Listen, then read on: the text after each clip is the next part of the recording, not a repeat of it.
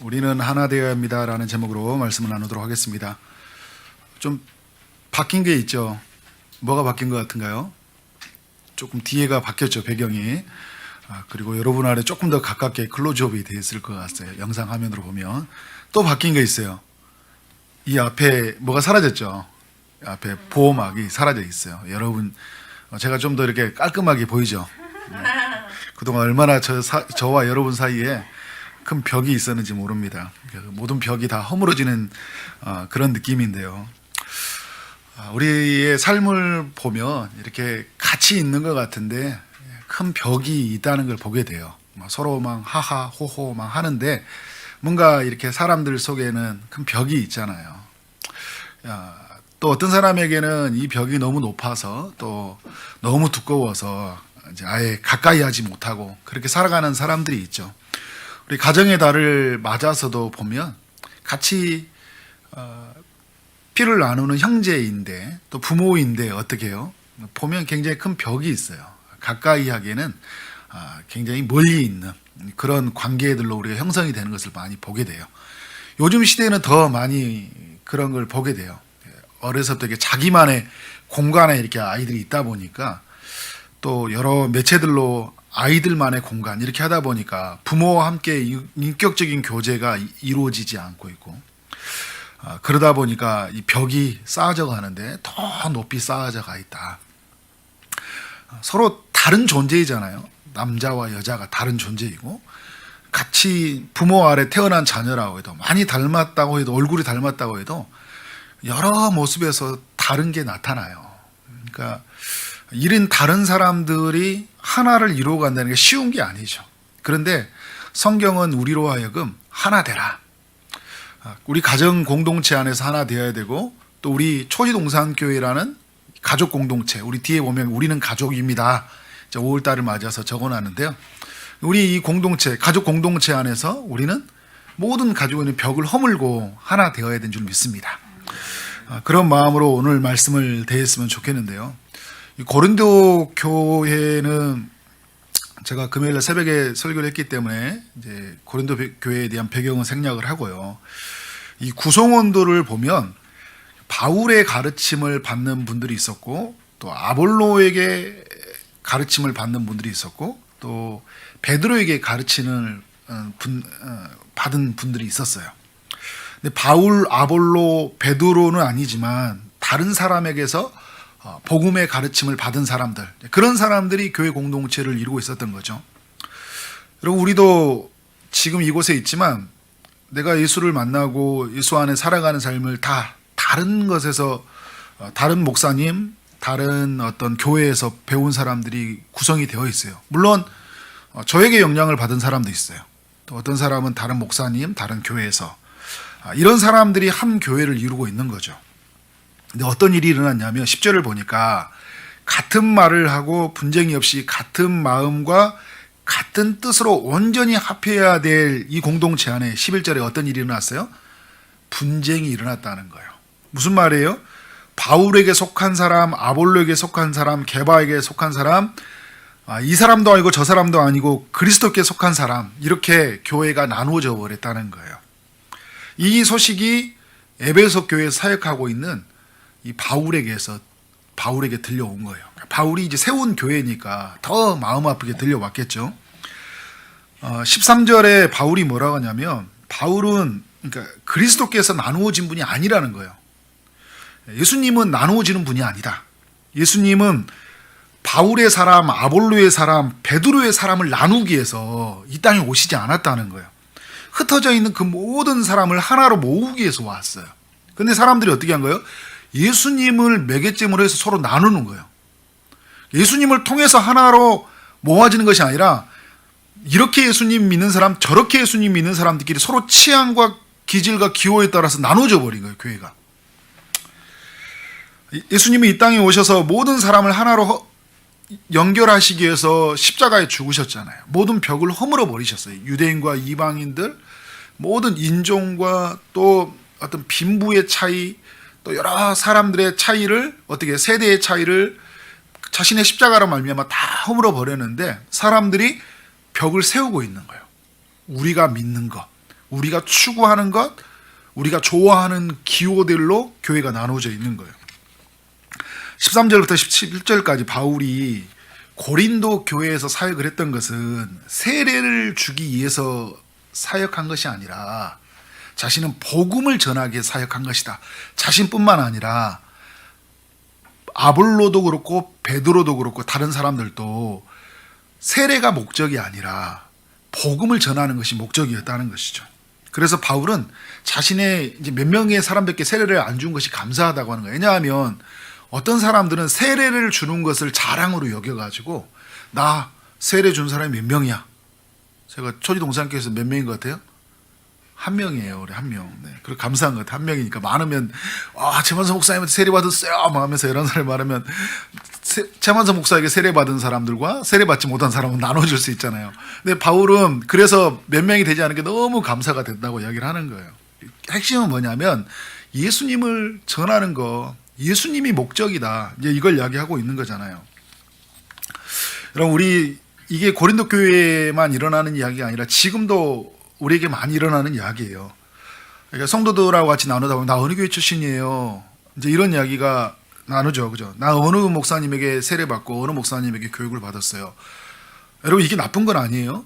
목사님에 대한 어떤 존경, 또 교회에 대한 사랑, 그런 자부심 굉장히 좋은 겁니다. 그런데 이것이 전부가 되어서는 안 된다는 거예요. 그러니까 이게 비교회에서 척도회에서 내가 더 나은 교회, 더 좋은 목사님에게 세례를 받았다 이런 의미로 가면 안 돼. 그러면 교회는 깨지더라고요. 그래? 우리 목사님이 더 좋지. 우리 목사님 말씀이 더 좋아. 우리 교회가 어떤 교회인지 알아. 막 자랑하기 시작하는 거예요. 그래? 우리 교회도 이렇게 가면 어떻게 돼? 교회는 깨지게 돼 있는 거잖아요. 존경할 수는 있지만 비교하면서 존경할 대상이 아닌 거예요. 근데 지금 시대에 보면 나 어느 교회 출신이야, 어느 선교단체야, 어느에서 이런 훈련을 받았어 라는 게 어떻게 돼요?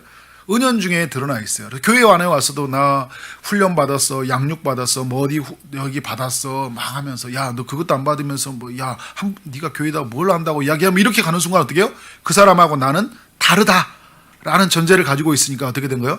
그래 네 잘났다. 너 신앙생활 잘해라. 난 아무것도 안 했어. 난 그래서 아무것도 안 할 거야. 막 이렇게 가버리는 거예요. 이런 일이 여러분 많이 일어난다니까요. 실제적으로 많이 일어나요. 목회자들 안에서도 많이 일어나요. 어느 교단이냐? 장로교냐, 장로교 안에서도 합동이냐, 통합이냐, 막 이런 것들 안에서요. 막 우리가 장자교단이다, 우린 정통이다, 우린 고신, 우리는 고신층에 있는 사람들은 우린 신사참배 때 우리 절하지 않는 주기철 목사님과 몇 분이 절하지 않은 거지, 뭐 전부 다 안 한 건 아니잖아요. 막 우리 이런 사람들이다, 막 이런 자부심이 있어요. 그러니까 다른 사람들에 대해서 어떻게 된 거예요? 니는 그 정통성이 있냐, 막 이렇게 가면서 막 약간 좀 무시하는 게 있단 말이에요. 그러면 어떻게 기분 나쁘잖아요. 나 어느 신학교 출신이야. 내가 세례 준 사람이 몇 명이나 된 줄 알아? 나 우리 교회 100명이야, 1000명이야, 막 이런 거 있잖아요. 그래서 교회가 좀 커지면 뭐 자세도 달라진다 이렇게 하게 하잖아요. 네, 아무튼 목사들 욕하니까 저도 마음이 불편해요. 우리 이제 그런 게 여러분 교회 안에서 이렇게 있는 거잖아요. 이게 큰 어떤 갈등, 반목, 그런 깨어짐을 많이 만들어 왔어요. 자신이 배운 것, 자신이 좋아하는 것이 전부라 여기면서 다른 사람을 어떻게 하는 거예요? 인정하지 않는 것. 이게 교회 안에서 큰 어떤 깨어짐으로 나타났다는 거잖아요. 그러니까 고린도 교회는 바울에게 배웠습니다. 아볼로에게 배웠습니다. 베드로에게 배웠습니다. 이런 자부심이 문제가 아닌 게 아니라 다른 사람을, 그러니까 바울에게 배운 사람이 아볼로에게 배운 사람을 인정하지 않는다는, 이게 문제였다는 거예요. 세례를 많이 베푼 거는 자랑스러운 일이에요. 우리 교회가 안에서 세례를 많이 베풀었다는 것은 전도의 열매가 많이 맺어진 거잖아요. 그런데 이게 다른 교회와 비교 척도해서 우리 교회가 자랑거리가 아니잖아요. 그죠? 영광스러운 일이지만 자랑거리가 아니다는 거예요. 근데 우리가 자랑하는 순간 다른 교회와 우리는 어떻게 될까요? 깨어져 버리는 거예요. 교회와 함께 일체와 연합을 이룰 수가 없어요. 세례받은 걸 자랑하는 순간에.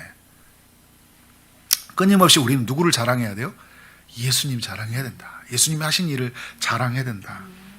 그래서 여러분, 교회는 하나 돼야 돼요. 하나님의 사람들은 하나 되기를 힘써야 돼요. 우리 여러분이 가정의 달, 각 가정에 갔을 때 하나 되기에 힘쓰는 여러분들이 되어야 돼요. 하나의 미랄이 되어야 돼요. 두 사람 사이에 멀어진 간격을 하나로 모아줘야 돼요. 내 것을 주장하는 것이 아니라 다른 사람의 것을 인정할 줄 알아야 돼요. 진리 안에서.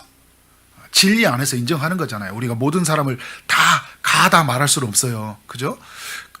왜냐하면 뭐 구원이 하나님 예수 그리스도 이외에도 다른 곳에 있다. 이건 여러분 우리가 인정할 수 없는 부분이에요. 그러나 구원이 그리스도에게 있다 이야기하면 우리의 믿는 신앙 고백 안에 있다면 다른 부분을 인정해야 된다. 그래서 여러분들과 함께 나누고 싶은 이야기는 뭐냐면 핵심은 뭐냐면 믿는 것이 같다면 서로 다른 것은 인정해 주자는 거예요. 오늘 이 설교의 핵심이에요.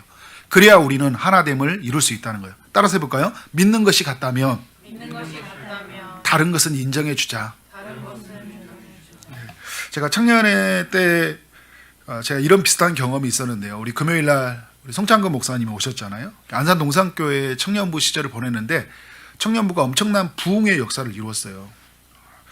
근데 이 공동체가 이제 은혜롭게 가다가 엄청난 어려움들이 생겨났던 게 뭐냐면 이제 여러 그 좋아하는 특색을 가진 사람들이 드러난 거예요.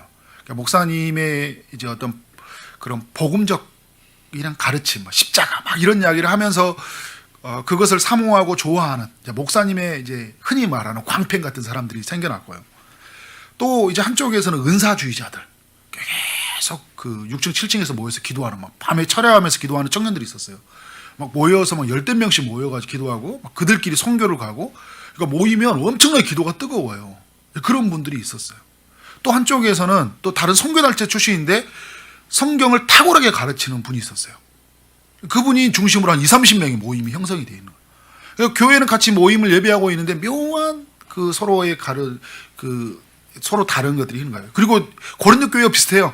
이것도 저것도 관심이 없는 사람이 있어요. 그냥 교회 다니는 거예요. 여자 한 명 꼬실까 하고 다니기도 하고 어떤 사람은 나는 누구도 보지 않아. 오직 하나님만 봐. 이렇게 하는 사람들이 있었죠. 그냥 하나님이 좋아서 예배드리는 여러 사람들이 모여서 있었는데 왠지 모르는 그런 깨어짐의 이렇게 모습들이 있었죠.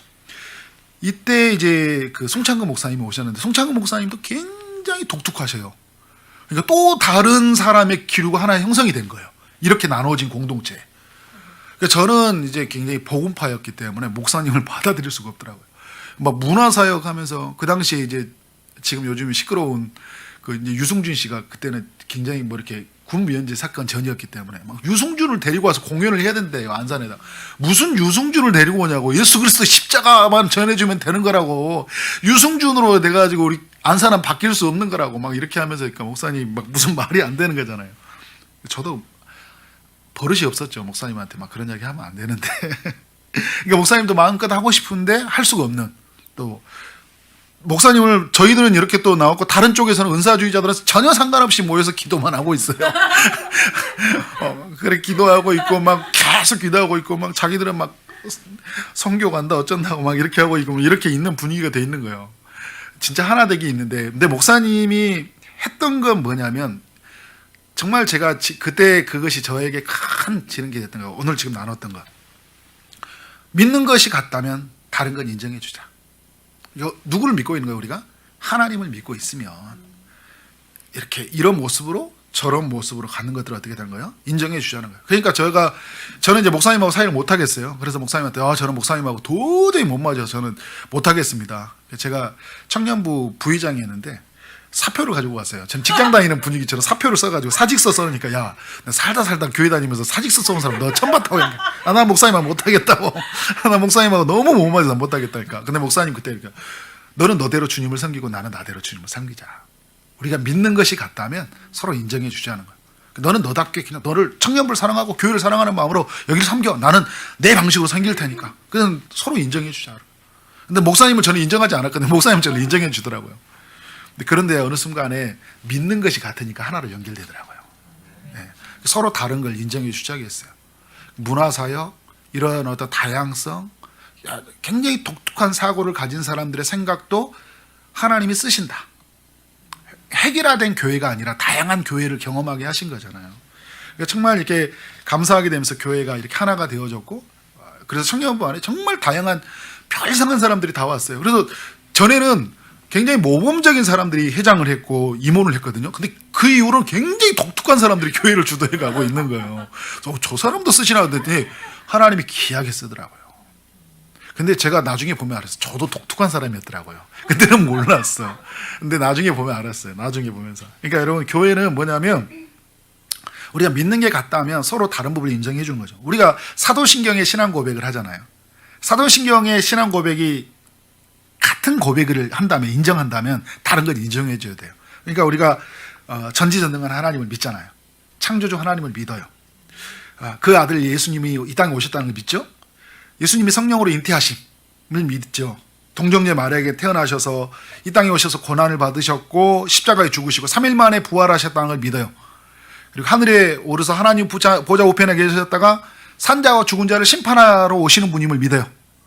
그리고 성령님을 믿고 그리스도를 통한 모든 성도가 한 교회 되었다는 것을 믿어요. 공교회 되었다는 것을. 그리고 성령을 통하여 서로 우리가 함께 교제하는 공동체가 되었다는 것. 믿음으로 말미암아 우리가 재용서함 받았다는 것, 그리고 우리는 다시 살아서 영원히 부활한다는 것. 여러분, 이 믿음이 있잖아요. 이 믿음이 있으면 다른 것은 어떻게 돼요? 인정해 주는 거예요. 그가 막 찬양을 하는데 막 손을 들고 찬양을 하는 게 그게 여러분 우리 핵심이 아니잖아요. 이 신앙 고백 안에서 손을 들고 어떤 사람은 일어서기도 하고 어떤 사람은 춤을 추기도 하고, 그죠? 이런 부분을 어떻게 하는 거예요? 인정해 주는 거예요. 자, 설교자를 보면 어떻게 할까요? 설교자가 예를 들어 설교를 하게 되는데 뭐 강해 설교를 하는 사람이 있고, 그리고 어떤 사람이 있어요? 이야기식 설교를 하는 사람이 있고, 그리고 또 주제로 설교하는 사람이 있고, PPT로 설교하는 사람이 있고, 문서를 나눠주면서 설교하는 사람이 있고, 길게 하는 사람이 있고, 짧게 하는 사람, 다 다양하게 하는 사람들이 있어요. 그런데 내가 배워왔던 거, 내가 경험했던 게 전부라고 하면서 설교는 강의 설교로 해야 됩니다 라고 주장을 하면서 주제 설교를 하는 사람들 길을 닫아버린다면, 그 주제 설교 속에서 예수 그리스도가 누구인지 오늘 우리가 하는 신앙 고백을 다 담아서 그가 가지고 있는 장점과 은사를 통해서 설교자를 통해 전한다면 어떻게 된가요? 그것을 다 받아들이는 거잖아요. 여러분, 바울은 어떤 사람이냐면요, 능통한 성경 신학자예요. 그리고 아볼로는 뭐냐면 사도행전 18장에 가보면 언변이 좋은, 성경에 능통한 사람이라 이야기하거든요. 지금 이야기한다면 굉장히 달변가인 설교자예요. 한국에 이제 유명한 달변가들이 있잖아요. 이런 목사님들 같은 사람이었던 거예요. 그러니까 말을 들으면 청산유수예요. 너무 쉬워요. 그리스도에게 너무 가까이 가고 막 마음이 뜨거워져요. 사도 바울은 막 처음부터 교리 이야기하는 거예요. 막 구약에서부터 이야기하고 철학 이야기하고 신학 이야기하고 막 너무 딱딱해. 그런데 여러분, 내가 바울이 맞다, 아볼로가 맞다, 이게 아니잖아요. 지금 전하고 있는 핵심이 누구예요? 예수 그리스도라면, 그의 십자가라면 어떻게 되는 거예요? 우리가 받아들일 수 있는 거예요. 이게 아볼로식으로 해야 된다, 베드로가 해야 된다. 베드로는 누구예요? 예수님의 수제자고 3년 반 동안 따라다니는 사람이고 최초의 교회, 예루살렘 교회 지도자예요. 그러니까 그 이방 땅과 모든 교회의 지도자적인 역할을 했던 사람이에요. 그러면 그 지도자적인 역할이니까 무조건 베드로의 말이 맞는 게 아니잖아요. 베드로가 핵심인 게 아니에요. 다양성으로 다 받아들일 수 있는 거예요. 그러니까 우리가 하는 신앙 고백을 하고 있다면 그 다른 사람들의 다양성을 다 받아들여야 된다. 누가 맞냐, 틀리다의 문제가 아니라는 거예요. 스타일의 문제예요. 스타일의 문제. 그러니까 어떻게 된 거예요? 그 스타일을 다양하게 받고 누리면 되는 거예요. 하나님은 우리에게 어떻게 해요? 다양한 걸 받고 누리도록 다양한 스타일을 허락해 주셨는데 우리는 어떻게 하는 거예요? 해결해야 스타일로 말미암아 하나님의 복음을 못 누리는 거예요. 이런 게 얼마나 우리 주변에 많이 일어나지 몰라요.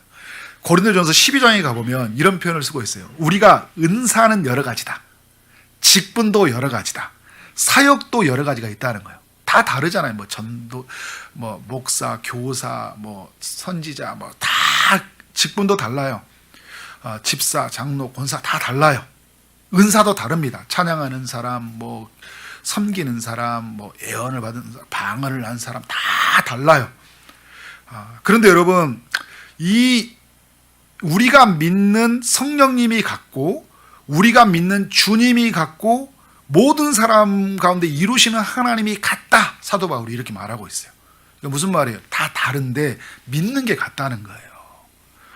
우리에게 많은 능력, 예언, 영 분별, 각종 방언, 어떤 그런 통역 이런 게 다 있는데 이 모든 일을 하시는 성령님은 같다, 이렇게 말을 하고 있는 거예요. 그러니까 이 모든 일을 주시는 성령님인데 그러면 나는 이걸 주셨는데 이게 전부라고 생각하고 다른 사람을 무시하고 저 사람이 아니라고 해서는 안 된다는 거예요. 그렇게 하는 순간 어떻게 해요? 공동체는 깨어진다 이야기하고 있는 거예요.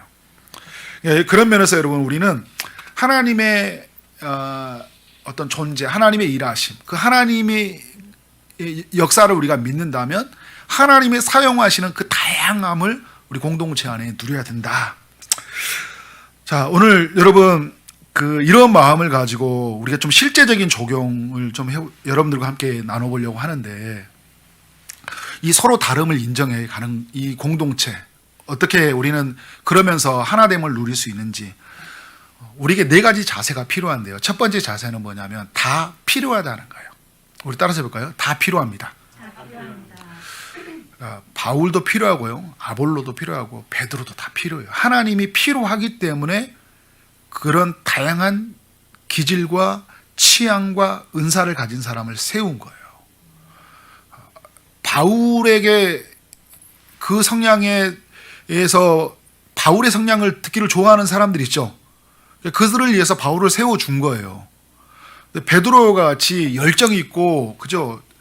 복음을 위해서 뛰어들고, 그리고 그런 사람들에게 필요하니까 베드로 같은 사람을 세워주신 거잖아요.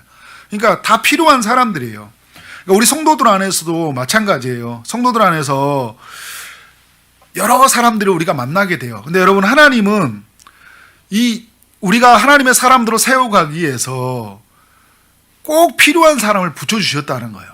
초지동산교회에서 여러분 만나는 한 사람 한 사람들이 필요 없는 사람이 한 명도 없어요. 다 필요한 사람이에요. 이제 우리 교회가 뭐 좀 더 커지고 한다면 뭐 더 많은 사역자가 있을 수도 있겠죠. 다 필요한 사람이 있으니까 보내주는 거예요. 지금 우리에게 제가 필요하니까, 저로도 충분하니까, 그리고 박지인 전사님으로 찬양으로 충분하니까 어떻게 하는 거예요? 우리가 여기 안에 충분히 누리는 거잖아요. 그런데 만약에 부족한 것 있으면 우리 건강한 교단 안에서 얼마나 좋아요. 유튜브 영상 들으세요. 그죠? 거기 안에서 채우고 하는 걸 괜찮아요. 믿는 신앙의 고백이 같다면. 그러나 다만 이제 중요한 거는 여러분이 스스로 찾아가지 말고, 혹시 이제 위험 요소들이 많이 있으니까 또 이단들이 많이 이렇게 여러분들을 공략을 하잖아요. 그러니까 그런 면에서 물어보고, 다양한 목사님, 우리가 검증된 목사님들의 이야기를 들을 필요가 있어요. 그런데 들으면서 여러분이 어떻게 생각하냐면, 와, 비교해가지고, 우리 목사님은 좀 이렇게 이찬수 목사님처럼 좀 더 이렇게 했으면 좋겠다, 이렇게 가는 순간 우리가 어떻게 될까? 여러분과 저는 단절이 돼요. 하나님이 필요하셔서 하나님 허락해 하셨다는 걸 믿고, 저의 캐릭터, 저게 가지고 있는 부분들을 받아들이고 가는 거잖아요. 그리고 제가 가지고 있는 부족한 부분들도 저도 바꾸고 가야 되죠. 그러나 이게 우리의 삶 안에서 필요냐 불필요냐 이런 이야기가 아닌 거예요. 그런 접근으로 갔을 때 우리 안에 큰 어려움들이 생겨나요. 안산 농산교회에 제가 있을 때 김인주 목사님한테 제가 청년의 시절에 큰 감동이 되었다는 게 그거예요. 김인주 목사님이 설교를 하게 되면 그 설교 테이프가 이제 그때는 녹음 테이프로 이제 판매를 했거든요. 목사님이 판매하는 것은 나가는 게 별로 작았어요. 근데 부교육자들이 설교를 너무 잘했거든요. 막 김광철 목사님 이런 분들을 보면 끝나면 부교육자들이 더 많이 가지고 가는 거예요. 근데 김인종 목사님이 그때 했던 이야기가 지금도 기억이 나요. 제가 그 세미나를 기억 속에서. 그러면 어떠냐고. 성도들이 은혜 받으면 됐지. 내 설교를 많이 들으라 얘기하는 게 그럴 필요가 있냐는 거죠. 성도들이 은혜 받으면 됐다. 그러니까 목사님이 그런 자세를 취하니까 더 많이 성도들이 목사님을 존경하게 되고 교회는 하나됨으로. 그래서 뭐 부목사님 파 이런 게 아니라 우리는 안산 농산교회다. 우리는 그리스도다. 그리스도의 일꾼들이다. 이런 마음들이 더욱 우리 마음에 채워져 가게 되더라고요. 여러분, 믿는 게 같다면 다양한 부분을 인정해 주는 거예요. 그리고 그런 사람들이 어떤 게 다 필요한 사람이라고 어떻게 하는 거예요? 인정해 주는 거예요. 김인주 목사님도 안산 농산교회 필요했고, 김광철 목사님, 김광희 목사님, 이규현 목사님, 정각시 목사님, 송창근 목사님 다 필요한 분들이었던 거예요. 이게 다 필요한 것으로 누리면 어떻게 된 거예요? 너무 감사한 거잖아요. 왜 저분이 우리 교회에 있지? 하는 순간에 우리는 그 하나님이 꼭 붙여주시는 그 사람을 못 누리는 거예요. 우리 교회 성도들에게도 마찬가지예요. 왜 저분이 우리 교회에 와서 있을까? 필요하기 때문에 있는 거예요.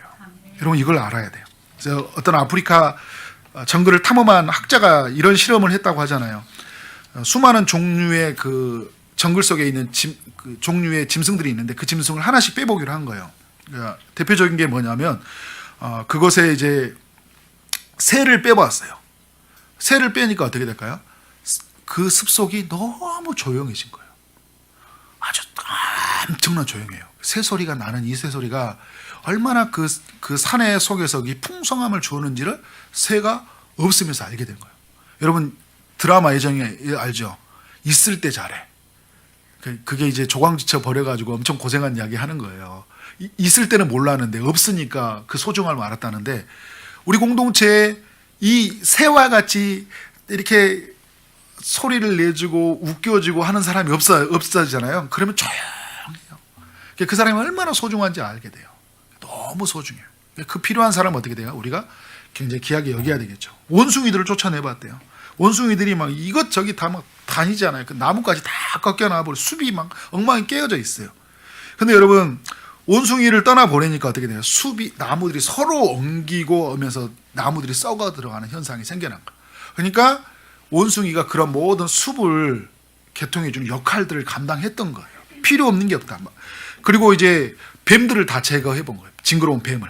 근데 뱀을 제거하다 보니까 뱀이 막 쥐 같은 걸 잡아먹잖아요.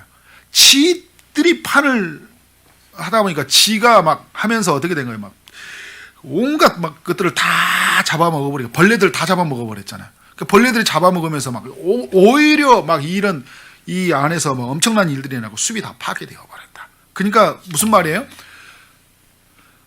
이 숲 안에 필요 없는 것이 하나도 없던 것처럼 공동체 안에 필요 없는 것은 하나도 없다는 거예요. 모두가 다 필요하다는 거예요. 여러분, 가정도 마찬가지예요. 가정에서도요, 가족 공동체 한 사람 한 사람이 정말 다 필요한 사람이에요. 한 사람만 없어 보세요. 한 사람만 없으면 그 한 사람 때문에 가정 공동체가 얼마나 큰 어려움이 생기는지 몰라요. 다양한 캐릭터, 다양하게 추구하는 것들, 막 먹는 것도 다르고 입는 것도 다르고 느끼고 반응하고 생각하는 취향이 다 다르더라도 그것을 받아들이면 우리가 어떻게 된 거예요? 그 관계성 속에서 풍성하게 누리게 된다는 거예요. 여러분, 공동체 안에서도요, 이렇게 다양한 것을 필요하다는 걸 인정하게 되면, 나는 늘 이렇게 그렇게 정적으로 살았던 사람인데 늘 동적으로 살았던 사람, 행동하고 움직였던 사람들이 함께 하다 보니까 가보지 못하는 여행지도 가게 되고, 늘 나는 결정장애가 있었던 사람이 뭘 먹어야 될지 모르겠어. 늘 오늘 또 뭘 해야 될지 몰랐는데, 우리 공동체에 보면 빨리 결정해 준 사람 있죠. 야, 밥 먹으러 가자. 어디로 가자. 막 이렇게 결정해 준 사람이 있어요. 그 사람만 따라가면 너무 편해요. 그죠? 여행지 너무 편해요. 저도 이 아내가 엄청나게 디테일하거든요. 뭐 하면 너무 편해요. 그냥 저는 가만히 있으면 아내가 막 다 데리고 다녀요. 막 어디 계획해놓고 저는 차 운전하고 다는 거잖아요. 그러니까 하나님이 필요한 사람들을 붙여주셨다. 필요한 때 나를 성장하고 나를 지켜가도록. 두 번째는 뭐냐면, 첫 번째는 필요하다는 거고, 두 번째는 다 귀하다는 거예요. 여러분, 이 이야기가 고린도전서 12장에 나오는 거예요. 다 필요 없는 게 없다는 이야기거든요. 그리고 우리는 다 귀하다는 거예요. 공동체 안에 더 귀하고 덜 귀한 사람이 없어요. 우리 공동체 안에. 여러분, 자녀들 안에서 이제 가정의 달인데 자녀들 중에 더 귀하고 덜 귀한 사람이 있어요? 그런데 여러분, 우리가 자녀를 키우다 보면 어떻게 돼요? 더 귀하고 덜 귀한 것처럼 느끼게 할 때가 있다니까요. 여러 형제들을 키우다가 보면 공부 잘하는 아들이 있어. 공부 잘하는 딸이 있어. 그런데 귀여운 짓을 하는 아들, 딸, 딸이 있어. 그 사람에게 더 많이 더 많이 가게 되고, 더 많은 받아들임과 용납을 하다 보니까 어떤 거예요? 덜 받은 사람에게서 어떤 거예요? 상처가 되는 거예요. 공부 잘하는 아들이 있고, 그리고 탁월하게 다른 예능이 발달한 자녀가 있어요. 그런데 이걸 해결화시켜가지고, 너는 왜 큰애처럼 공부를 못하냐? 너 형은 계속 1등을 놓친 적이 없는데 너는 맨날 뒤에서 그렇게 1등을 그렇게 밥 먹듯이 하냐? 그러면 어떻게 돼요? 형과 사이에서 뭘로 비교를 시키는 거예요? 공부로 비교를 시켜가니까 공부 못하는 동생은 집안에서 덜 귀한 존재가 되어버리는 거예요. 그런 순간 어떻게 된 거예요? 부모와의 깨어짐이 있고, 그리고 공부 잘하는 형과의 깨어짐이 일어나고, 그리고 공부 잘하는 세상과의 깨어짐이 일어나는 거예요. 그러니까 다른 사람에 대해서 조금 공부하고 잘난 척한 사람 못 받아들이는 거예요. 그래서 교회에 와서 그런 상처를 받은 사람들이 있잖아요. 뭐 조금 잘난 체 하잖아요. 그럼 싫어해요. 이게 이제 여러 가지 깨어짐에서 가지고 오는 현상이죠. 그러니까 공부 못하는 아들이 있으면 다른 걸 잘하는 걸 보면서 그걸 자랑할 수 없는, 야, 너는 이렇게 노래를 이렇게 잘하냐? 왜 이렇게 너는 만들기만 하면 이렇게 멋있게 만드냐? 와, 참 너는 이런 손재주가 탁월하다. 우리 자녀는 그냥, 우리 집은 못한 거 있으면 공부 잘하는 얘가 있으니까 검색해줘서 알려줘서 감사하고, 얘가 있어 일 잘하는 애가 있으니까 그 알려준 걸 뚝딱뚝딱 만지고, 우리 가족은 너무 행복하다 만세 만세 하면 얘들이 얼마나 행복하겠어요. 여러분, 이렇게 자녀를 교육해야 되는데 우리가 예전에 어떤 획일화된, 그러니까 그러다 보니까 더 귀한 사람이고 덜 귀한 사람이고, 이러면 직장도 마찬가지예요. 은사가 다르고 취향과 기호가 다 다른데 사람들을 획일화시키다 보니까 더 귀하고 덜 귀한 사람이 만드는 거예요. 여러분, 바울도 귀하고 아볼로도 귀하고 베드로도 귀해요. 그리고 무명의 사람들이지만 예수 그리스도의 복음을 전하는 사람 다 귀한 거예요. 그리고 여러분, 우리 여러분 교회도 보면 그래요. 저도 이제 가다 보면 막 큰 교회 담임 목사님 보면 막 엄청 좋은 자리에 앉고 막 개척교회 원사 목사님 저 뒤에 앉고 막 이러잖아요. 이런 게 있단 말이에요. 그럼 그게 우리 안에 이 시대가 만들어 놓은 거잖아요. 그 하나님 볼 때는 야, 똑같은 사람이잖아요. 제가 막 이걸 비판한 게 아니라 이게 우리에 만들어져 있다는 거예요. 이게 여러분 성도들 안에서 있잖아요. 더 일 많이 하는 사람, 더 언급 많이 하는 사람, 더 좀 이렇게 영향력 있고 성경 많이 하는 사람이 더 귀해지고, 그래서는 안 되는 거죠. 천지동산교회는 여러분, 저도 늘 생각하는 거, 일을 많이 하고 뭐 헌금을 많이 하고 그리고 여러 가지 사역들 많이, 이런 게 귀한 게 그 기준이 아니에요. 다 귀한 사람이, 우리는 어떤 사람이에요? 예수님의 피로 산 사람들이잖아요. 예수님의 사랑받는 사람이 다 귀한 사람이에요. 귀하게 여겨줘야 돼요. 그러면 우리 공동체는 행복해요. 그리고 여러분, 이제 세 번째는 주만 자랑하는 자세예요. 첫 번째는 다 필요하다는 자세이고, 두 번째는 다 귀하다는 자세이고, 세 번은 주만 자랑하는 자세예요. 왜? 여러분, 고린도 교회의 문제가 어디에서 일어났어요? 자랑하면서 일어났어요. 바울이 자랑이 되면서, 아볼로가 자랑이 되면서, 베드로가 자랑이 되면서, 사람이 자랑이 되면서, 세례받은 사람이 많아진 것이 자랑이 되면서 깨어진 게 왔잖아요. 내가 배워온 것이. 그러니까 고린도전서 1장 5절에 보면 그들에게 뭐를 이야기하냐면, 너희의 은사도 많이 일어났고, 1장 5절부터 9절까지 그래요. 그리고 너희들 배워온 지식이 너무 넘쳐났다. 그리스도의 증거가 나타났다고 이야기를 해요. 그러니까 하나님에 대한 알미 굉장히 충만했어요. 그리고 은사도 많이 드러났어요. 근데 이게 뭐가 되냐면 자신이 배워온 것이 자랑이 되어버린 거예요. 자랑이 되면서 공동체는 깨어져 버린 거예요. 이것을 주시는 이 분을 자랑하지 않고 뭐예요? 그분은 없어지고 뭘 자랑하는 거예요? 내가 받은 이것이 자랑의 척도가 되고, 그래서 내가 다른 사람보다 더 나은 존재, 더 크게 쓰이는 존재가 되어버리는 거예요. 그러니까 공동체는 깨어져 버리고 마는 거잖아요. 여러분, 우리의 삶 안에서 오직 우리가 자랑하는 것은 주만 자랑이 된다. 주를 자랑하게 될 때 우리 공동체는 하나가 되어져요. 그래서 오늘 바울이 1장 18절에서 쭉 이야기하는 게 뭐냐면요, 예수 그리스도의 그 십자가를 자랑하잖아요. 바울이 이야기하는 것은 바로 십자가만이 우리에게 유일한 자랑의 거리라는 것을 계속적으로 이야기해주고 있어요. 그래서 이 십자가로 말미암아 우리에게 모든 구원이 찾아왔다. 십자가만이 하나님의 지혜이고 하나님의 능력이다. 그래서 우리는 오직 이 예수 그리스도만을 증거했다. 나와 아볼로 그리고 베드로 모두는 이 복음을 전했다. 그래서 우리는 누구에게 자랑할 수밖에 없다는 거예요? 예수 그리스도밖에 자랑할 수밖에 없다는 거예요. 여러분, 그러면서 고린도 교회에서 이야기하는 게 뭐냐면, 너희는 보면 어떤 사람들이냐면 문벌 좋은 사람 별로 없다. 다 너희가 보면 약한 사람이다, 이런 표현을 써요. 너희 중에 지혜로운 사람도 없고 능한 자도 없고 문벌 좋은 사람도 없다. 미련한 사람들이었고 너희는 약한 사람이고 천한 사람이고 멸시받는 사람들이었다. 그래서 고린도 교회 구성원들이 보면 노예인들이 많았고요, 하루충이 많았어요. 그런데 그들이 예수님을 만나면서 복음 안에 부요함을 경험하게 되는데, 그들이 어떤 사람으로 변질이 되어버렸냐면, 예수 그리스도를 만나면서 이제 내가 은사도 많이 드러나고 사람들이 주목해 가니까 뭐가 되는 거예요? 이제 내가 자랑하는 게 많아지기 시작하는 거예요. 그리고 예수님이 자랑이 되지 않고 누가 자랑이 되는 거예요? 자기들, 내가 믿는 추구하는 사람들이 자랑이 되어버리는 거예요. 하나님이 그런 너희들을 구원하셨는데 그 구원하시는 분이 자랑이 되지 않고 너희가 자랑이 되면서 공동체가 깨어져 버렸다. 그래서 31절에 말하냐면, 만일 자랑하는 자들이 있다면 주 안에서 자랑하라고 하는 거예요. 그래서 여러분, 주님이 자랑이 되고 주님이 잘해주셨다고 이야기하고, 내가 나의 나된 것은 주님의 은혜입니다. 그리고 목사님, 집사님, 전도사님, 우리 장로님, 권사님, 왜 이렇게 사역 속에서 이렇게 신실하게 하세요? 제가 아니라, 제가 주님이 제 안에 미련하고 부족하고 멸시받는 저를, 주님이 약한 저를 놓으셔서 저를 사용하셨기 때문입니다. 저의 저된 것은 주님입니다 라고 하면 어떻게 돼요? 그 사람 안에서 그 벽이 사라지는 거야. 아, 주님이 하셨군요. 그러면 나도 주님이 하시겠다는 마음이 들잖아요. 그렇죠? 제가 여기 와서 훈련 많이 받고 참 열심히 했어요. 여기까지 오는 동안 이렇게 하는 순간 어떻게 돼요? 아이고 잘 났습니다. 그 다음부터 벽이 딱 생기는 거잖아요. 그런 면에서 저도 굉장히 조심을 많이 해야 돼요. 굉장히 저된 것은 그래서 이걸 잊어버리면 저는 목회 끝납니다. 끝나는 거예요. 그래서 계속적으로 겸손하게 주만 자랑하고 우리 초기동산교회는 계속 주를 자랑하고 우리 가운데 행하신 주님 여기까지 오게 하셨습니다. 이런 일을 행하셨습니다. 나의 나 된 것은 주님입니다 라고 고백할 때 어떻게 돼요? 공동체는 하나님이 하나됨을 이룬 거예요. 그래서 여러분 가정도 그래요. 가정도 주님을 자랑해보세요. 계속 사랑하는 아들 딸아 이제 어린이날 맞아가 우리 가족이 이렇게 된 것은 하나님이 도와주셨기 때문이야. 근데 여러분 나를 자랑한 내가 너를 키우기 위해서 얼마나 많이 공부를 시킨 줄 알아? 얼마나 많은 돈을 써가본 줄 알아? 나를 자랑하잖아요. 나의 공로를 드러내니까 어떻게 해요? 저 거기 안에서 그러면 부모에게 보상받기 위해 살아야 된가요? 주님이 하셨잖아요. 주님이 나를 사용하셨어. 우리 가정을 축복하셨어. 그러니까 너는 주님의 사랑이야. 주님을 자랑하면 어떻게 될까요? 정말 그러면서 그 주님의 그 보배로우신 은혜를 누리게 되는 거잖아요. 주님을 자랑하기를 원합니다. 네 번째 중요한 자세가 있어요. 굉장히 중요합니다. 여러분 이거는 꼭 기억하세요. 어떤 자세냐면 기다리는 자세예요. 우리 따라서 해볼까요? 기다려야 합니다.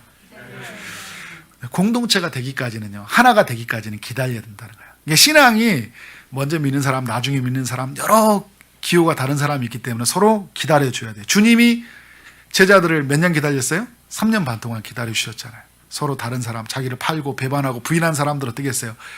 그런 사람들을 끝까지 기다려주시는 모습을 보여주고 있습니다. 아직 죄에 익숙해져 있고 이기적이고 자기중심적인 사람들 이렇게 살아가는 사람들이 있어요. 그런 사람들을 바라볼 때 그래서 그들과 하나가 되지 않죠. 여러분 아이가 어른이 될 때까지 부모는 기다려주는 거예요. 아이에서 청년에서 아비가 될 때까지 기다려주는 거잖아요. 그런데 아이가 보고 막 철없다고 하면서 막 때리고 그러면서 너는 왜 이 모양이냐 그러면 아니잖아요. 아직 어른이 되기까지 생각과 사고하고 이렇게 느끼고 경험하는 것이 충분히 경험해. 그래서 실수하고 실패하고 이런 일이 너무 많자 경험하게 되잖아요. 제가 그 유퀴즈에서 유재석이 했던 거 보니까 그 아버지 그 서울의대 간 이 친구의 그 공부법, 뭐 서울의대 갔다 그것이 저에게 관심인 게 아니라 그 공부법이 되게 마음에 들더라고요. 실수했을 때마다 부모가 막 파티를 열어준다 이야기 하더라고요. 그러니까 파티를 열어주니까 어떻게 된가요? 자식이 거기에 대해 큰 자신감이 생겨나는 거잖아요. 아, 공부 잘했기 때문에, 맞았기 때문에 박수 쳐준 게 아니라 실패했기 때문에 그게 교훈을 삼아준다 이야기를 하더라고요. 무슨 말이에요? 기다려주는 거잖아요. 이러한 실수와 어려움들을 잘 이겨낼 수 있도록 기다려주는 것이 굉장히 중요하다. 공사 중이다. 우리는 아직 공사 중이고 아직 만들어가는 과정 속에 있어요. 그래서 어떻게 돼요? 기다려줘야 돼요. 주님이 공사 중에 있는 이 사람들 고치기 위해서 오셨잖아요. 영혼의 의사로서, 치료자로서, 정비사로서 오신 거예요. 내가 정비사가 아니에요. 나는 정비사이신 주님에게 그리고 고치시는 그 의사이신 주님에게 안내해주는 청직이에요. 관리인일 뿐이에요. 그래서 그분에게 어떻게 돼요? 오면서 나는 계속 어떻게 된 거예요? 기다려주는 거예요. 그래서 제가 저도 끊임없이 이렇게 하면서 이게 저 안에서 큰 마음의 작용이 뭐냐면 계속 다짐하는 게 그런 거예요. 인내하고 참고 견디고 버텨야 된다. 이런 이야기를 제가 자주 하게 되는데 결국 기다려야 된다는 거잖아요. 어떤 사람에 대해서 어떤 상황에 있을 때 기다려주면 하나님이 크게 사용하신 것들을 보게 돼요. 조금만 참으면 된다. 조금만 참으면 지금 어색해진 관계, 서로 소통이 안 되고 어려운 관계도 못하는 거예요. 조금만 참으면 된다. 청년들하고 이렇게 제가 오랫동안 사역을 했잖아요. 정말 이게 말도 안 됐고 자기 마음대로 할 때 엄청 많이 있거든요. 조금만 참자. 조금만 참고 그래도 변함없이 사랑해주고 기다려주고 축복해주고 이렇게 하자 이렇게 하는 가면 아니나 다를까 딱 얼굴을 쭉 빼시내고 목사님 하고 들어와요. 그래서 그때 잘했다. 내가 지난 전화해가지고 욕하고 그랬으면 난리 났을 텐데 찾아왔구나. 너무 감사하다. 참은 게 너무 감사하다. 이렇게 되는 거예요. 여러분. 이런 가정에서나 우리 교회 안에 공동체 안에서 돌아올 때까지 어떻게 끝까지 참고 나갔을 때 우리 모든 벽이 허물어지고 하나됨을 누리는 일들이 일어날 줄 믿습니다. 그렇게 살아가는 여러분 되어지길 원합니다. 여러분 오늘 우리가 이렇게 오래 누군가를 기다리기 전에 주님의 기다리심이 있었잖아요. 주님의 오래 참으신 사랑을 우리가 경험한 사람들이잖아요. 그 오래 참으신 사랑 가운데 우리가 주님에게 나아가 주님은 그 사랑으로 우리에게 오셔서 그 모든 십자가로 벽을 허물으셔서 누구에게로 가게 하셨어요? 하나님께로 가게 하셨잖아요. 그리고 우리에게 사람과 사람에 있는 모든 벽을 허물으셔서 우리를 하나 되게 하셨어요. 그 사랑을 기억하면서 우리 주변의 많은 사람들과 온전히 하나됨을 누리기를 주의 이름으로 축원합니다. 아멘.